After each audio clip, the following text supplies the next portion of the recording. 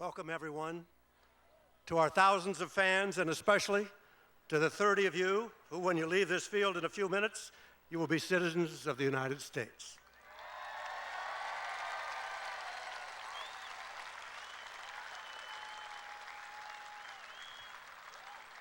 This is a special evening, the 11th year in which Judge Robert Pratt welcomes new citizens here at Principal Park. Judge Pratt is not only a learned judge and a fine friend, he is also, even more important, a season ticket holder. Thank you for everything you do, Judge. Now here is Mike Messina of Federal Court.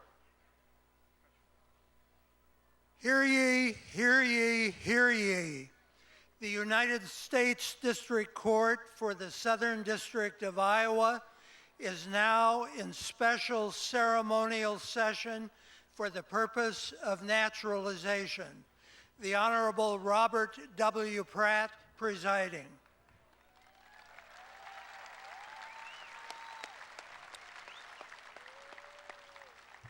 Thank you very much. I want to welcome all of you to the special ceremonial session of the Southern District of Iowa. I want to also thank the Iowa Cubs and their owner, Michael Gartner, for hosting us as a court for the 11th consecutive year, and to seeing that 297 new citizens have been made right here at Principal Park.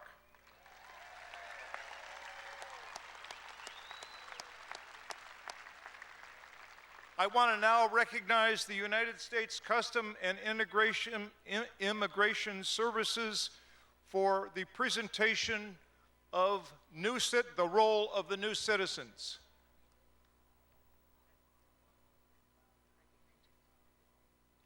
Thank you, Your Honor. May it please the court, the following candidates for United States citizenship have been examined by an officer of the United States Citizenship and Immigration Services, Department of Homeland Security, and have been found eligible for citizenship upon taking the required oath of allegiance.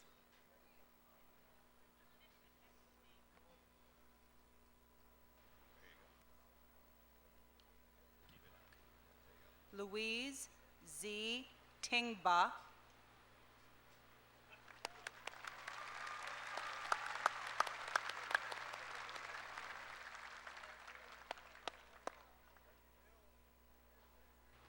Tracy Trang Tran.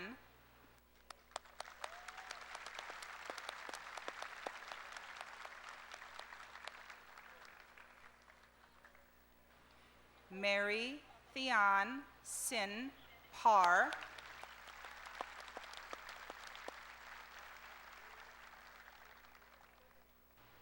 Esther Hanem Lian.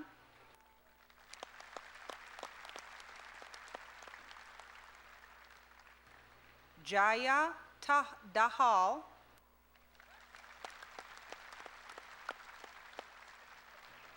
Neon Leopold Jean-Paul.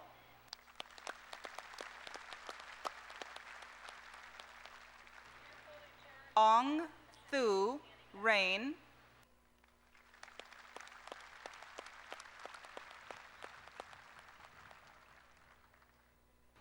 Rosie Thuong Si.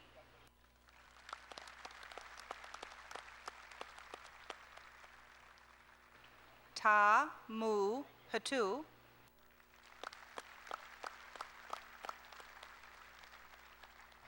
Aung Aung Hete.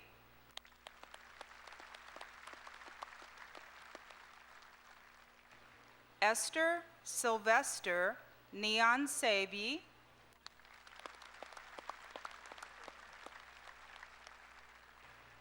Bijou Nishimi Jean.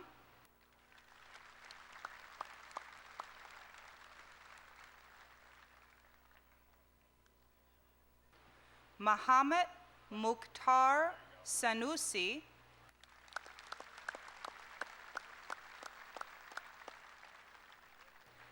Olga Sverdlova.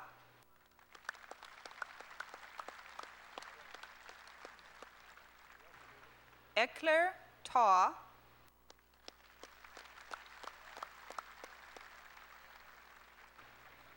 Thuong Cao,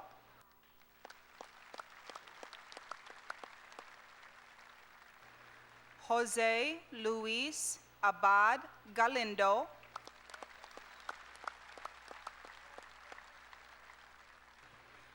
Narayanan Hariharan Iyer,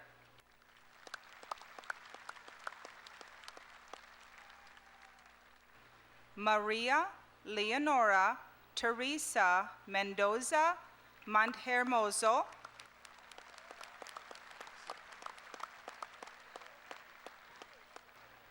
Eku P. Hatu,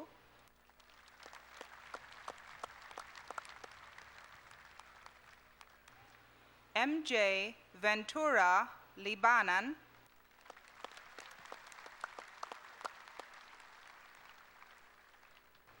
Lisa Wapo Washington,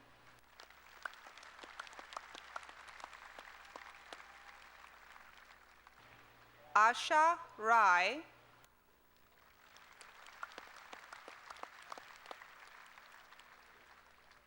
Lalmuan Hui,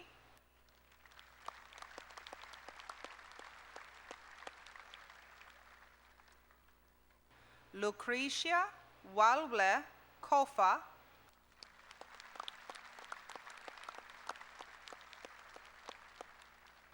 Suku Gurung,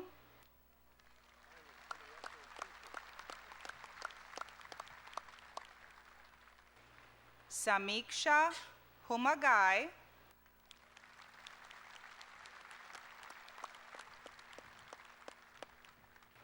Kebe Jojo,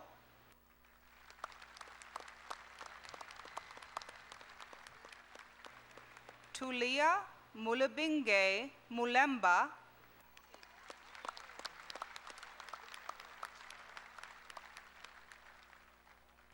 Lorena Sagastume Dal,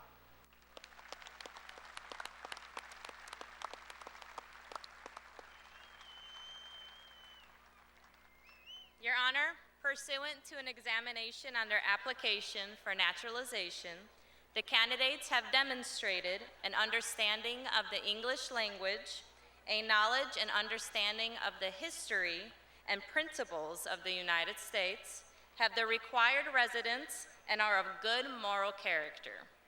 The United States government now moves that these candidates be admitted to citizenship upon taking the required oath of allegiance, and that the requested name changes be granted. Thank you very much. Would you all now please raise your right hand? Do you hereby declare on oath that you absolutely and entirely renounce and abjure all allegiance and fidelity to any foreign prince, potentate, state, or sovereignty of whom or which you have heretofore been a subject or citizen, that you will support and defend the Constitution and laws of the United States of America against all enemies, foreign and domestic, that you will bear true faith and allegiance to the same, that you will bear arms on behalf of the United States when required by law, that you will perform non-combatant service in the armed forces of the United States when required by law, that you will perform work of national importance under civilian direction when required by the law, and that you take this obligation freely without any mental reservation or purpose of evasion. So help you God. Please answer, I will. Congratulations, you are now citizens of the United States.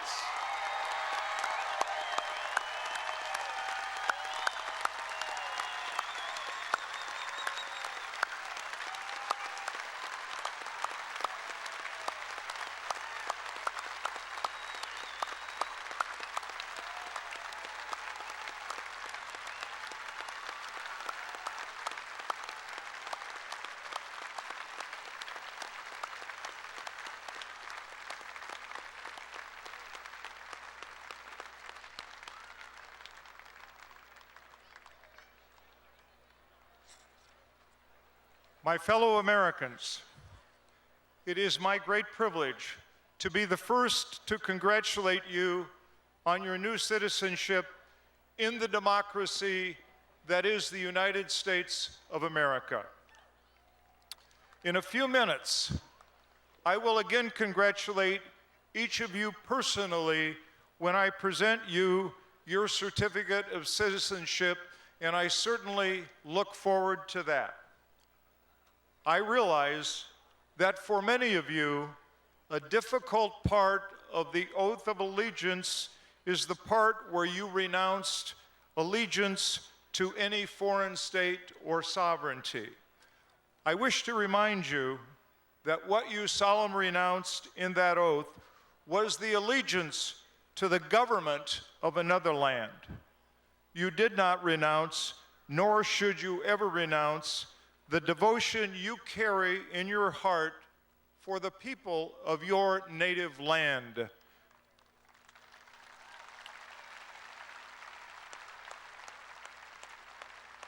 Preserve that always, and for the benefit of your children and your grandchildren, as well as for your own benefit, I suggest that you master the English language. Learn it well, but also preserve your native language, heritage, and culture.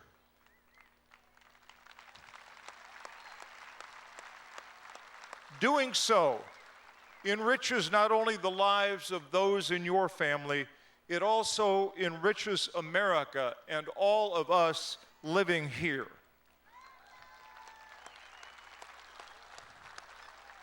For over 200 years, this country has been blessed with a constant infusion of new people from all over the world who brought their languages, their heritages, and their cultural values with them.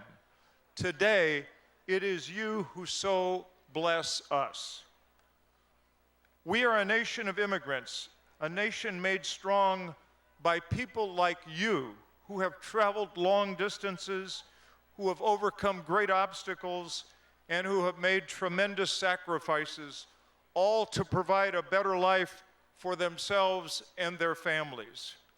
As our first president, George Washington, said over 240 years ago, the bosom of America is open to receive not only the opulent and the respected stranger, but the oppressed and persecuted of all nations and religions, whom we shall welcome to a participation of all our rights and privileges.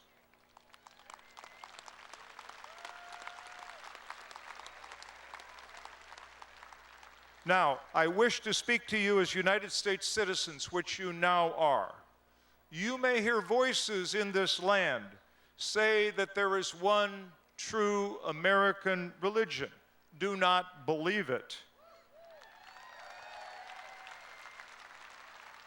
As an American, you may freely and openly be a Christian, a Jew, a Hindu, a Buddhist, a Muslim, or you may adhere to any other religion, or you may be an agnostic or an atheist. You may hear voices in this land say that there is only one true American way to think and believe about political matters, economic matters, and social matters. Do not believe it. As an American, you may freely and openly adhere to political, economic, and social views on the right, on the left, or anywhere in between.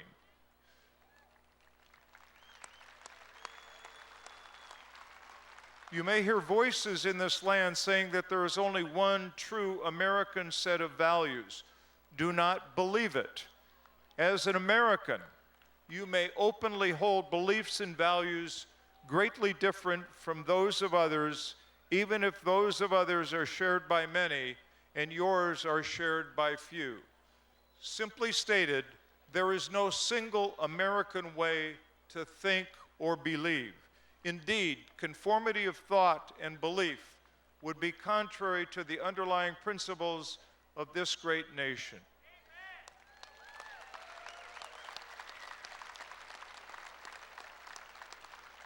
In April of last year, United States Supreme Court Justice Ruth Bader Ginsburg made remarks to new citizens like you.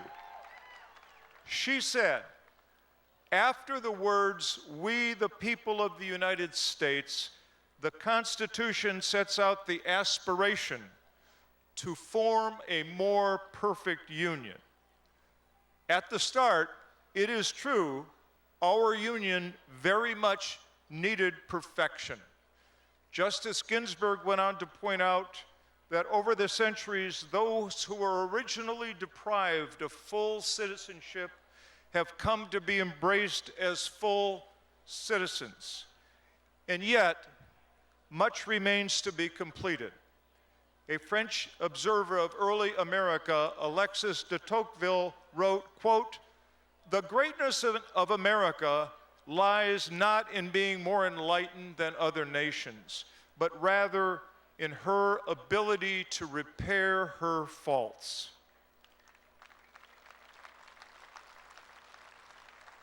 In the vanguard of those who seek to perfect our union are new citizens just like you, of every race and creed, making ever more vibrant our national motto, E pluribus unum, out of many, one. As new, well-informed citizens, you will play a vital part in the endeavor to form a more perfect union by voting, serving on juries, paying taxes, and engaging in civil discourse. A great judge, learned hand, once explained what liberty meant to him when he greeted a large assembly of new American citizens like you. These are Judge Hand's words. Just what is this sacred liberty that must lie in the hearts of men and women?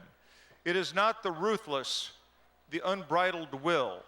It is not freedom to do as one likes. I cannot define the spirit of liberty. I can only tell you of my own faith.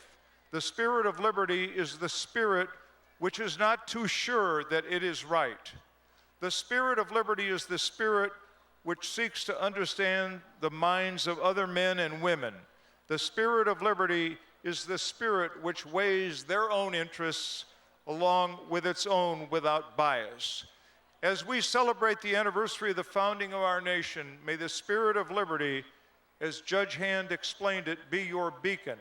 May you have the conscience and courage to act in accord with that high ideal as you play your part in helping we the people achieve a more perfect union. Congratulations.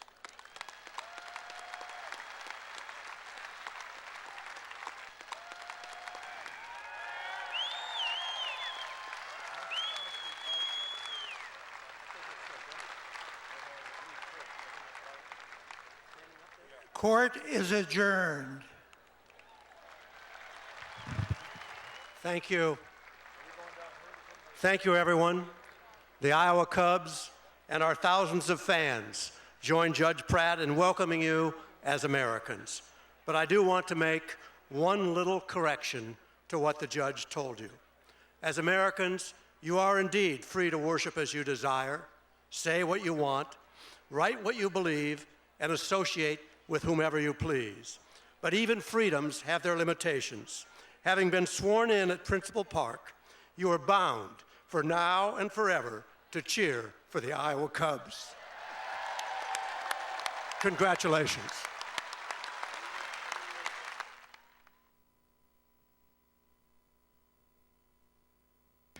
Fans, there's nothing more American than the 4th of July and baseball. And throwing out our ceremonial first pitch tonight is one of our newest United States citizens, Neon Leopold Jean-Paul. Catching Neon tonight is Iowa Cubs player Tyson Miller.